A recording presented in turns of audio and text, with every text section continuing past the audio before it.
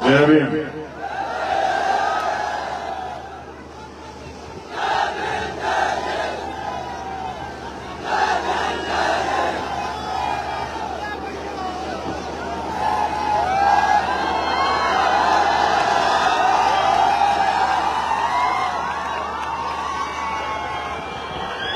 ये जो मेरे दाईं तरफ जो नौजवान खड़े हैं,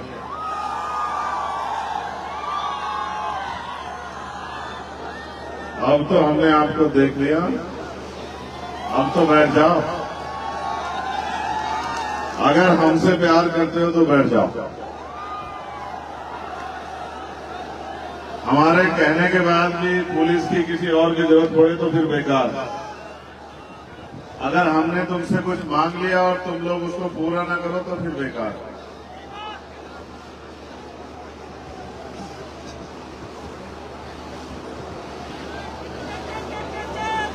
बैठ जाओ। तुम्हारा नाम नहीं लिया गया? ये बाईं तरफ वालों को भी देख लिया मैंने। अब इनसे भी मेरा आग्रह है कि वो बैठ जाए। मैं समझ गया नारा लगाने का मतलब ये होता है कि अपनी तरफ ध्यान आकर्षित करना। तो ध्यान आकर्षित हो गया, लेकिन अब बैठ जाओ। अब कोई खड़ा नहीं रहेगा। जो खड़ा रहेगा माना जाएगा कि वो हमारा आदमी नहीं है। यहां जो भी खड़ा है उसको हम इसी तरह देखेंगे कि वो हमारा आदमी, क्योंकि जो हमारा आदमी है वो तो हमारी एक बार की बात को मान लेता है।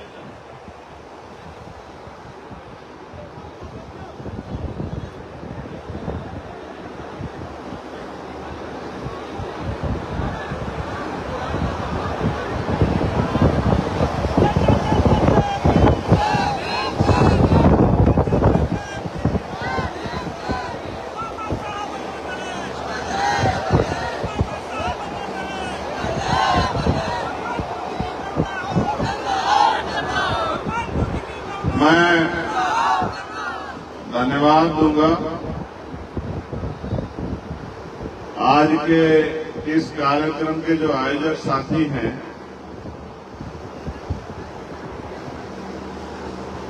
जिनकी जिम्मेदारी यहां इस कार्यक्रम को कराने के लिए लगाई गई थी।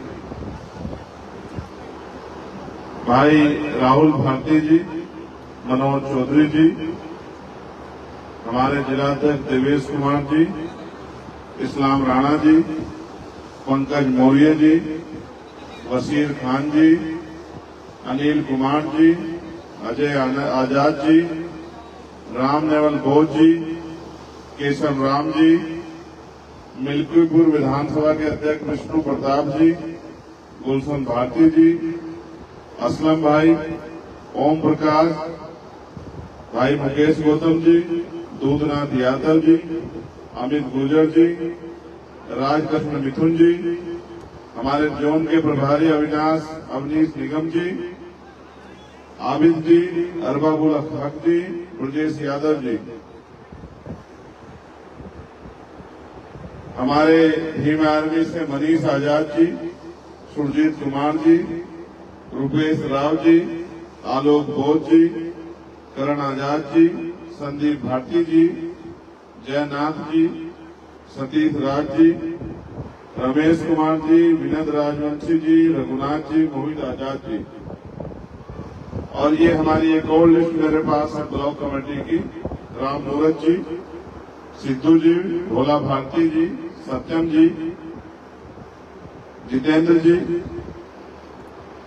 रमेश जी, डॉक्टर आकाश जी, हरिराम जी, सुभाष जी, धनी आजाद जी, सुरेश आजाद जी, रामचंद्र जी, विशाल अम्बेडकर जी, नीरज कुमार जी, संजय रावत जी। मैं आप सबका बहुत बहुत धन्यवाद करता हूं। मेरे साथ चल के आए पार्टी के प्रदेश अध्यक्ष सुनील कुमार चित्तौड़ जी और महासचिव डॉक्टर आकिब साहब का भी मैं धन्यवाद करता हूं। और सबसे ज्यादा धन्यवाद करता हूं यहाँ उपस्थित इस मिल्कीपुर विधानसभा अयोध्या क्षेत्र की महान जनता का, जो माएं बहनें हमारी बैठी है यहाँ, इनका धन्यवाद। हमारे नौजवान साथियों का धन्यवाद और जिम्मेदार साथी हैं उनका भी धन्यवाद। अब मुझे नहीं पता कि ये टेंट कैसे अधूरा है, हवा में उड़ गया या नहीं लगा, तो मुझे जानकारी नहीं है। इसकी जानकारी आपको ज्यादा हो सकती है, लेकिन मैं कोशिश करूंगा कि कम समय में अपनी बात खत्म कर दूं, जो आपको ज्यादा परेशानी का सामना न करना पड़े। और मेरा ऐसा भी विश्वास है कि जिस उद्देश्य के लिए मैं यहाँ आया हूँ, आप मेरे उस उद्देश्य को भी समझेंगे। अपनी बात को शुरू करने से पहले मैं नमन करूंगा बाबू मित्र सेन यादव जी को, जिन्होंने अयोध्या में बहुजन मूवमेंट को घर घर तक पहुंचाने का काम किया। सम्मानित साथियों, आज इस अवसर पर बहुजन समाज में जन्मे सभी संतों, गुरुओं और महान पुरुषों को भी मैं नमन करता हूं। ये ब्लैक कलर की गाड़ी किसी की खड़ी हुई है, स्कॉर्पियो, कोई साथी देख के इसकी लाइट बंद करवा दे। लाइट है, रिफ्लेक्शन है, मुझे नहीं पता। हाँ, लाइट भी बंद होगी, ठीक है, बैठ जाओ। कोई महान पुरुष उसमें शायद होगा जिसने लाइट जला रखी है। महान पुरुष ऐसे थोड़ा ही पहचान आते हैं, अपने कर्मों से पहचान आते हैं। बाकी तो सब लोग एक जैसे ही रखते हैं। बैठ जाओ, अगर तुम खड़े होंगे तो छोड़ देंगे माइक, आज अभी यही गए। अगर तुम में से एक भी खड़ा हुआ तो याद रखना, बात बीच में छोड़ देंगे। बैठ जाओ, और तुम लोग भी मत खड़े रहते, वॉलेंटियर साथी पीछे आ जाओ, वहां से हटो तुम लोग, उन्हें देखिए खड़े हो रहे वो लोग।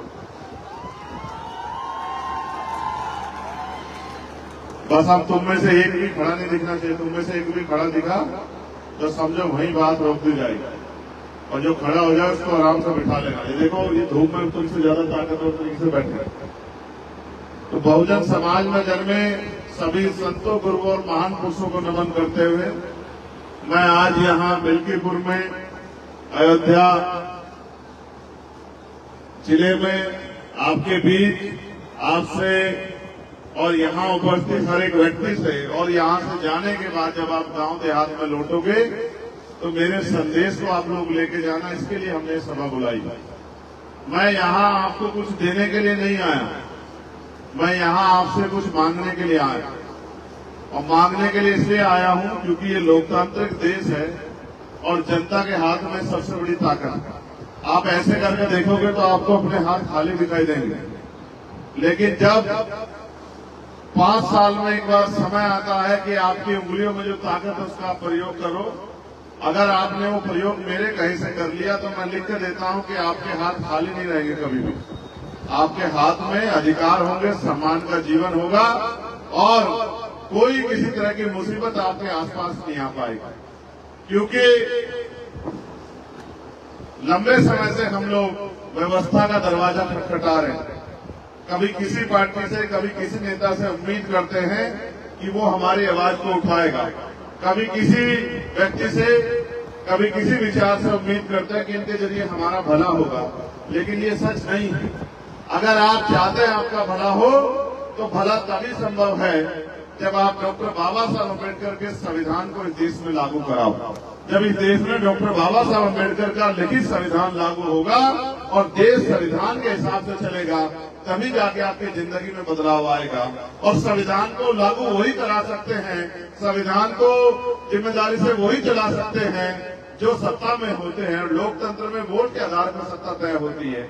इतनी भारी संख्या में नौजवान यहाँ आए हैं और वहाँ ऊपर कोने कोने तक बैठे हैं, इधर भी बहुत दूर दूर तक पूरे ग्राउंड में फैले हुए हैं, वहाँ सामने तो किसी छत पर चढ़ के बैठे हुए हैं। लेकिन आप मुझे बताओ, क्या आज देश में गरीब को सम्मान की जिंदगी मिल रही है क्या? बताओ, मिल रही है क्या? और अगर मिल नहीं रही है तो ये तमाम सरकारें और तमाम नेता और ये किस काम के हैं? जनता के। आप महसूस करके देखो, महसूस करके देखो, जो बुनियादी जरूरत है हमारी एजुकेशन, शिक्षा। अभी शिक्षा का बजट जारी हुआ तो शिक्षा का बजट सरकार ने कम कर दिया। क्यों कम कर दिया? कि हमारे देश में बहुत अच्छी शिक्षा मिल रही है, बजट कम कर दिया। बजट इसलिए कम कर दिया क्योंकि सरकार को लगता है कि बजट बढ़ेगा तो ग्रामीण क्षेत्रों तक भी अच्छे स्कूल कॉलेज खुलेंगे, जो आवश्यकता है टीचरों की पूरी होंगी। तो इससे होगा क्या कि गरीब का बच्चा भी पढ़ेगा और पढ़ लिख के डॉक्टर, इंजीनियर, वकील, जज बन के इस देश में अपने और अपने परिवार के लिए स्वाभिमान सम्मान की जिंदगी प्राप्त करेगा, रोटी रोजगार की व्यवस्था करेगा।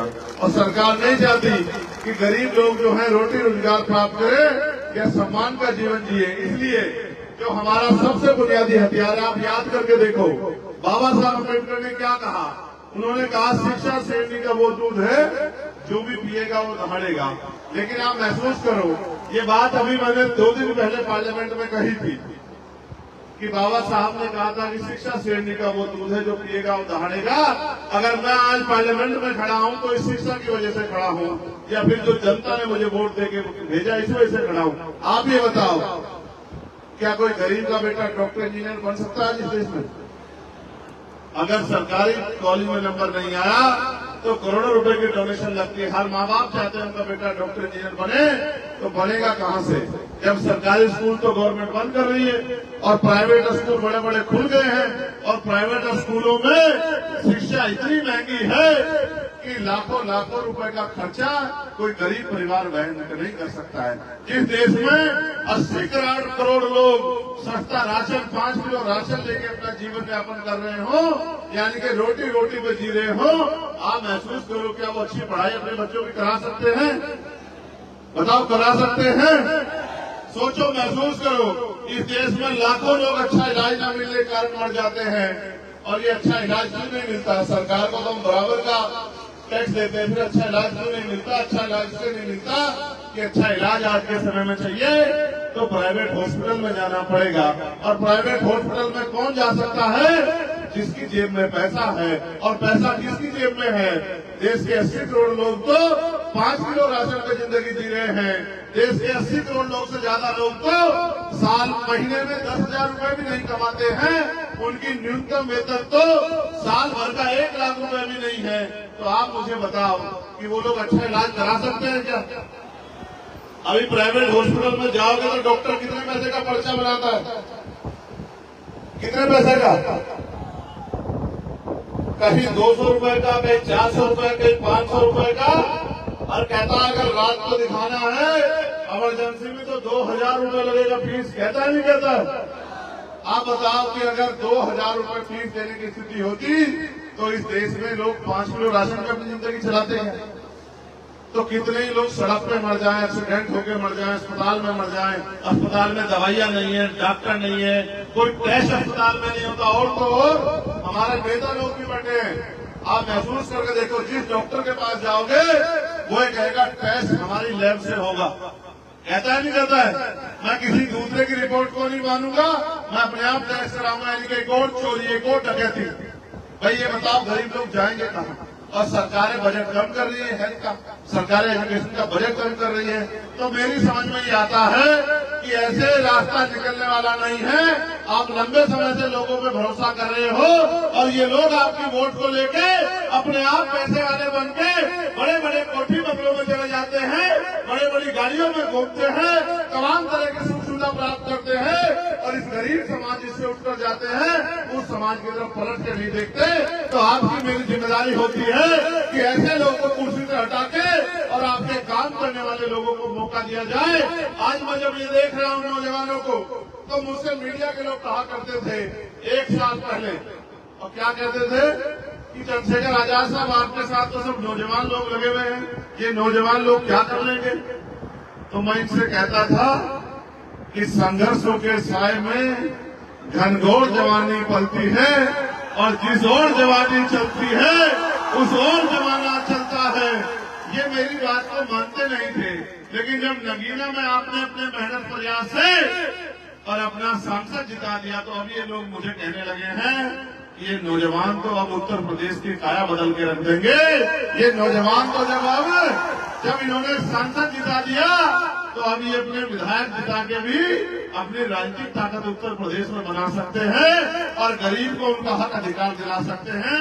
तो ये जो जवानी या नौजवान बैठा है, मैं इनसे पूछना चाहता हूँ, क्या ये गरीबी बेबसी की जिंदगी अच्छी लग रही है? क्या इस गरीबी बेबसी की जिंदगी में मजा आ रहा है? कभी आपने मुख्यमंत्री जी की रैली देखी है क्या? अगर देखी हो तो बताओ, ऐसा टेंट होता है क्या? ऐसा टेंट होता है क्या? और कैसा टेंट होता है? हमारे बदन पे पहने हुए कपड़ों से भी अच्छे कपड़े का टेंट होता है नहीं होता, बताओ? और बड़े बड़े सोफे, एसी, कूलर और ये और वो और पानी और सब चीज। और यहाँ देखो, क्योंकि ये गरीबों की रैली है, गरीबों की, ये गरीबों की, कमजोरों की रैली है, इसमें ना टेंट है, ना बड़े बड़े गद्दे कुर्सियां हैं, ना एसी लगा हुआ है, पंखा भी, लाइट चली गई ऐसा लग रहा है। उत्तर प्रदेश में वैसे तो लाइट आती नहीं है, और आती भी है तो सोने के तारों में आती है।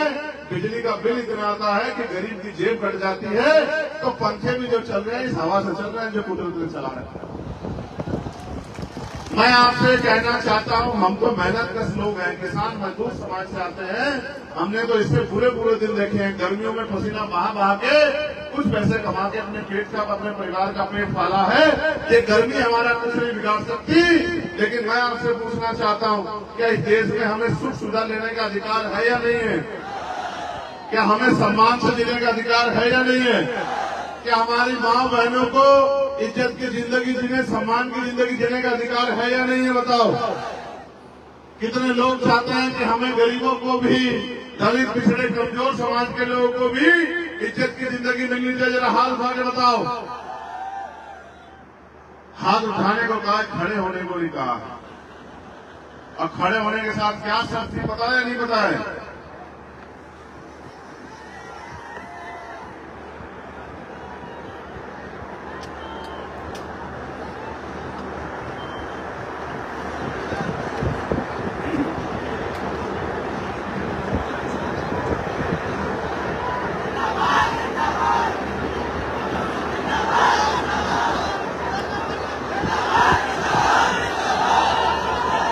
चाहे अपनी बात को रखे, बताओ।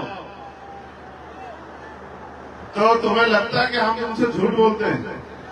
जब हमने तुमसे कह दिया कि तुम अगर खड़े हो जाओगे तो हम बोलेंगे नहीं, तो फिर तुम लोग क्यों खड़े हुए? बताओ, क्यों खड़े हुए फिर तुम लोग? हम बैठ के थोड़ा ही बात रख रहे, हम भी तो आपकी तरह खड़े ही थे। लेकिन जब आप पे बैठने का अवसर है तो क्यों नहीं बैठ रहे? अब की बार अगर तुम लोगों ने मिस्टेक की तो फिर हमें हमारी बात का पालन करना पड़ेगा। तुम देख लेना क्या।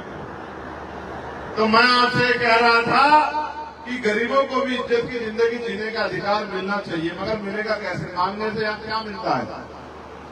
क्या मिलता है मांगने से? मांगने से मिलती है भीख, और भीख मांगने वाले क्या कहते हैं?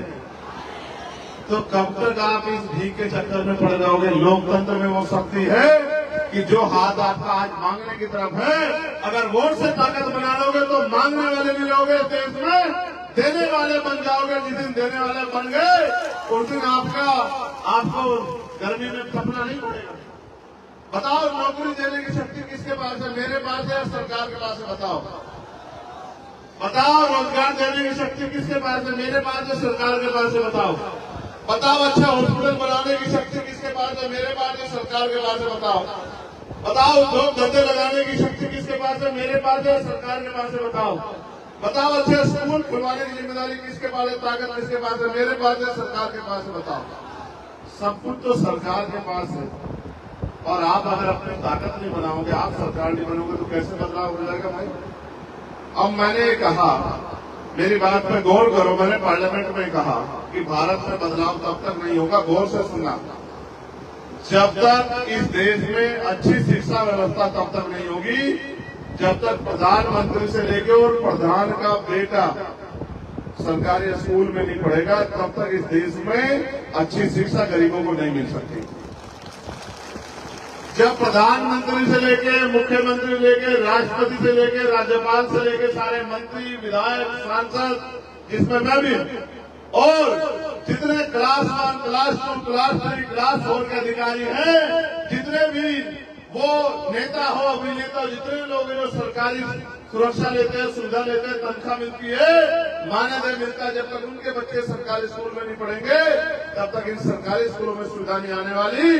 क्योंकि सुविधा तब आएगी जब एक ही कमरे में क्लास 4 के बच्चे बैठे होंगे, एक बच्चा मुख्यमंत्री जी का होगा, दूसरा बच्चा कलेक्टर साहब का होगा, तीसरा बच्चा एसएसपी महोदय का होगा, चौथा बच्चा सीओ महोदय का होगा, पांचवा बच्चा हमारे जैसे किसान मजदूर के परिवार का होगा, छठा बच्चा सफाई का काम करने वाले का होगा और सातवां बच्चा खेतों में मजदूरी करने वाले का होगा। जब तक ये नहीं होगा तब तक अच्छी शिक्षा नहीं आएगी।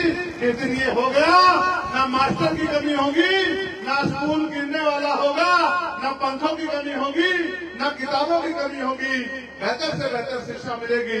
ये होगा बदलाव। और फिर अच्छा इलाज कब मिलेगा?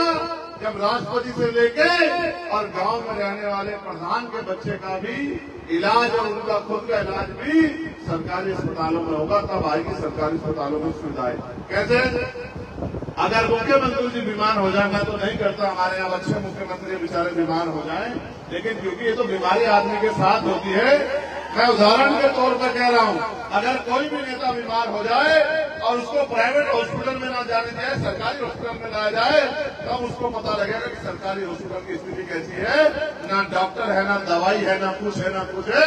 तब जाके बदलाव होगा जब जिलाधिकारी को बीमारी होने पे जिलाधिकारी भी सरकारी अस्पताल में इलाज कराएगा। जब हम गरीब किसान मजदूर परिवार के लोग इलाज कराते हैं, तब आएगा अच्छा इलाज व्यवस्था, तब आएंगे डॉक्टर बढ़िया, तब जो है बाहर से दवाई नहीं लेके जाएगी, तब एक्सरे मशीन भी होगी, एमआरआई मशीन भी होगी और तमाम तरह की चीजें होंगी, तब जाके बदलाव होगा। और मैं फिर आपसे कहना चाहता हूँ, अगर बदलाव ना देखो, पॉलिसी बना के लाखों लोगों के लिए बदलाव किया जा सकता है। इंडिविजुअल व्यक्तिगत लाभ देके तो लोगों की मदद की जा सकती है। जैसे मुझसे कोई कहे कि भाई मेरा बच्चा बीमार है, मुझे कुछ पैसे दे दो, मैं दे दूंगा, तो एक बच्चे का इलाज हो जाएगा। लेकिन अगर पॉलिसी बन जाए तो करोड़ों बच्चों का इलाज मुफ्त में हो जाएगा, नहीं हो जाएगा? बताओ। अभी तो मैंने कहा था एमबीबीएस एमडी बनने के लिए करोड़ों रुपए चाहिए जब, लेकिन शिक्षा इस देश में समान हो जाएगी और शिक्षा मुफ्त हो जाएगी तो किसान का बेटा भी डॉक्टर इंजीनियर बन पाएगा, वकील जज बन पाएगा। जब उनकी जेब नहीं कटेगी, जब उनको जमीन गिरवी नहीं रखनी पड़ेगी, जब उनको कर्ज नहीं लेना पड़ेगा। और मैं फिर आपसे कहना चाहता हूँ साथियों, इसको लागू कराने के लिए शक्ति की जरूरत है और शक्ति आपके अंगूठे में है। जितनी शक्ति आपने मेरे साथ खड़ी कर दी, आजाद समाज पार्टी की पॉलिसी के साथ खड़ी कर दी, वो दिन दूर नहीं कि पहले उत्तर प्रदेश में और फिर देश में ये होकर रहेगा। इसको कोई होने से रोक नहीं सकता है, क्योंकि अब गरीब जागरूक हो गए हैं, अपने अधिकारों के प्रति सचेत हो गए हैं।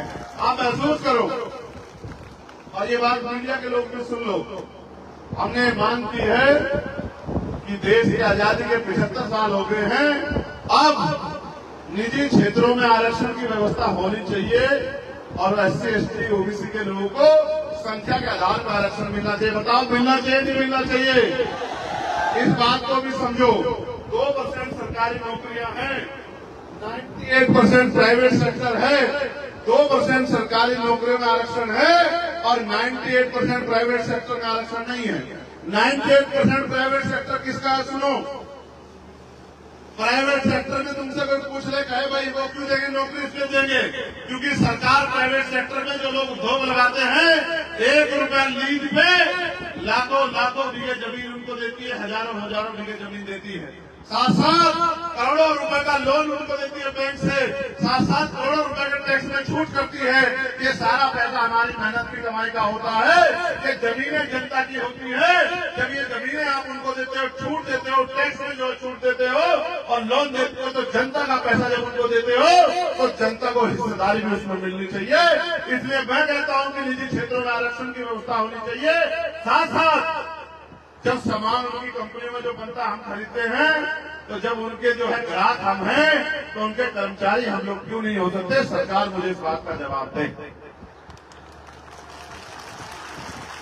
इसलिए मैं आपसे कहना चाहता हूं कि लड़ाई बड़ी लंबी है, लेकिन लड़नी है। हम तो पार्लियामेंट में जब से हम गए हैं, आप ये जानते हैं, हम सबकी आवाज उठाते हैं।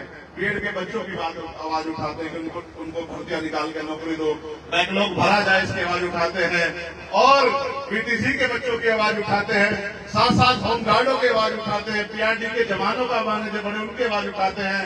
महिला जितनी है हमारी बहनें, आशा हो, आंगनबाड़ी हो, भोजन माता हो, ग्राम सेवक हो, तमाम लोगों की आवाज हम लोग उठाते हैं। बेरोजगार नौजवानों को 5,000 रुपए भत्ता मिले, इसकी आवाज भी हम लोगों ने उठाई। साथ साथ हमने ये भी आवाज उठाई कि महिलाओं को जो पेंशन मिलती है 500 रुपए, वो बढ़ के 5,000 रुपए होनी चाहिए। और भी हमने आवाज उठाई कि गैस के सिलेंडर का दाम 500 रुपए होना चाहिए, इससे ज्यादा नहीं होना चाहिए। बिजली के दाम कम होने चाहिए, बिजली के दाम जो सोने की बिजली के दाम होंगे वो कम होने चाहिए। हम तो लगातार आवाज उठा रहे हैं। और तो और हम अपने पुलिस के भाइयों की भी आवाज उठाते हैं। हमने ये भी कहा कि इनकी ड्यूटी भी 8 घंटे की होनी चाहिए, इनको भी सप्ताह में 1 दिन छुट्टी मिलनी चाहिए।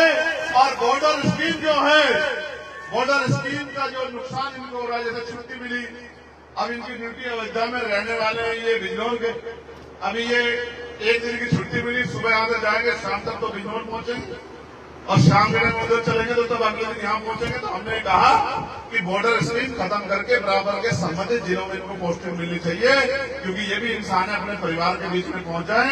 इनके दिन को भी जो है अपने परिवार से मिलने की आजादी होनी चाहिए।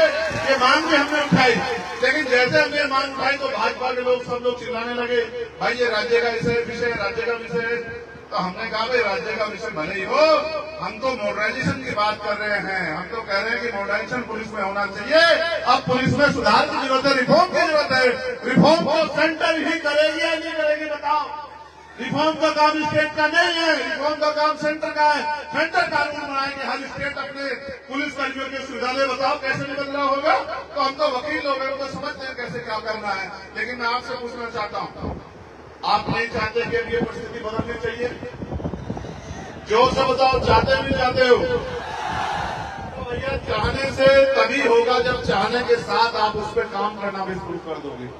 आपने यहाँ तमाम लोगों को अवसर दिया, तमाम लोगों को आगे बढ़ाया, और जो लोग आगे बढ़े उन्होंने अपने और अपने परिवार को आगे बढ़ाया, लेकिन ये गरीब समाज वहीं का वहीं रह गया।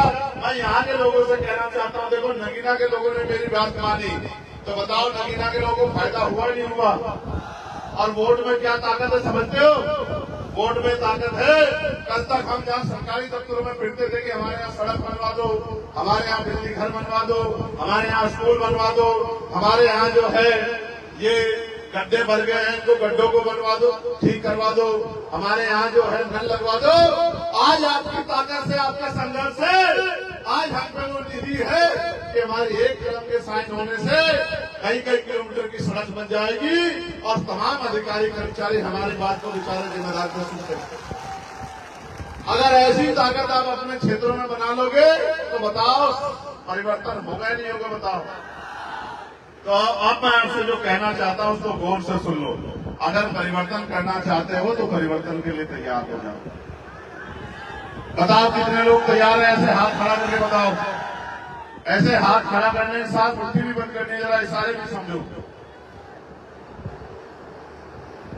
एक हाथ जिसकी मुट्ठी बंद है उसको ये मान लिया जाए कि वो लोग अपनी लड़ाई लड़ने के लिए तैयार है। पीली शर्ट वाले भाई को छोड़ के बस। अच्छा, वकील आदमी हूं, मेरी नजर चारों तरफ रहती है। चलो हाथ नीचे करो। तो अब जो मैं आपसे कह रहा हूं बताओ उसको पूरा कर दोगे नहीं कर दोगे? तो आज से आपको ये करना है कि आपको आज के बाद आप हजारों की संख्या में यहाँ हो, तो जितने भी रिश्तेदार आपके मिल्कीपुर में रहते हैं, अब कल से आपको उनको फोन करना शुरू करना है, और उनको फोन करके कहना है कि इस बार हमें इधर उधर नहीं देखना, इस बार हमें आजाद समाज पार्टी के प्रत्याशी को वोट देके ताकत देनी। बताओ कर दोगे नहीं कर दोगे? और जितने नौजवान यहाँ हैं, और नौजवान में तो इतनी शक्ति है, और नौजवान तो देश की सेवा बॉर्डर पर करता है। मैं नौजवानों से कहना चाहता हूँ, बताओ एक दिन में 2 लोगों को तैयार कर दोगे नहीं कर दोगे? तो आज आप यहाँ हजारों की संख्या में हो, एक दिन में 2 लोगों को तैयार करोगे, मेहनत मजदूरी करके घर चलाने के लिए, रूखी सूखी रोटी खाने के लिए, जो सदियों से चला रहा है, कई कई घंटे काम करते हो, इज्जत की जिंदगी के लिए 1 घंटा लेकर रोज काम करोगे, और रोज 2 लोगों को भी तैयार कर दोगे, तो 1 महीने में कम से कम 1 लाख लोग तैयार हो जाएंगे। और जब 1 लाख लोग तैयार होंगे, और जिस दिन वोट डलेंगे और आपने आजाद समाज पार्टी का बटन दबा दिया, तो बताओ असेंबली का जो एमएलए है, जो हमारा मेंबर ऑफ लेजिस्लेटिव असेंबली है, कौन किसकी पार्टी का जीतेगा? बताओ किसकी पार्टी का जीतेगा? बताओ। और जब आजाद समाज पार्टी का मेंबर ऑफ लेजिस्लेटिव असेंबली जीतेगा तो आप ये बताओ कि आपके हिस्से में इज्जत सम्मान आएगा नहीं आएगा? बताओ आपकी बात को कहने वाला लखनऊ में कोई होगा नहीं होगा? जिस तरह से दिल्ली के बाद दिल्ली वालों से आपका अकेला चंद्रशेखर लड़ रहा है, तो यहाँ से मिल्कीपुर से भी एक दूसरा चंद्रशेखर जाके मुख्यमंत्री जी के सामने अपने लोगों के अधिकारों के लिए आपसे आंख मिला के आवाज खड़े करेगा नहीं करेगा? बताओ चाहते हो नहीं चाहते हो ये? तो अब तुम लोग चुप रहना, सिर्फ महिलाओं से बात होगी। आप ये बताओ, हमारा निशान आपको पता है नहीं पता अभी तक? क्या है निशान? जोर से बताओ, आवाज क्यों आ रही है? अभी नहीं आई मुझे आवाज। चुप रहो, इसको बोलने दो बस। नहीं, मुझे नहीं सुनाई दे रहा। जोर से बोल के बताओ। मुझे तो पता नहीं, कुछ फलफा सुनाई दे रहा। बताओ क्या कह रहे हो? बताओ। जोर से नहीं बोलोगे तो मालूम ही नहीं, मुझे सब सुनाई दे रहा है, लेकिन जब तक जोर से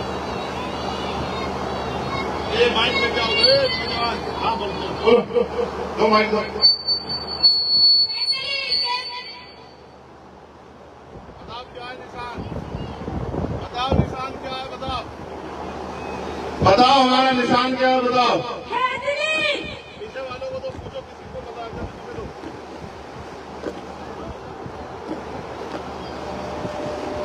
बताओ जिसे जिसे पता है, जरा हाथ उठा के बताओ।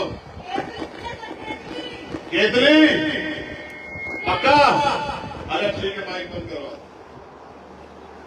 ये कभी चंद्रशेखर को ढूंढो, वहां चंद्रशेखर नहीं मिलेगा, वहां केतली मिलेगी। केतली के आगे का बटन दबाना पड़ेगा, तभी जाके ताकत बनेगी हमारी। समझ रहे हो? अब तुम लोग बताओ क्या है निशान हमारा? और ये बताओ, केतली हमारा निशान है, आपका निशान है? हमारा निशान है, आपका निशान है, हम सबका निशान है। अब बताओ, ये केतली परिवर्तन का निशान है या नहीं है? अब बताओ, केतली को ताकत दोगे तो कौन ताकतवर होगा? आप दोनों हाथ उठाओ जो लोग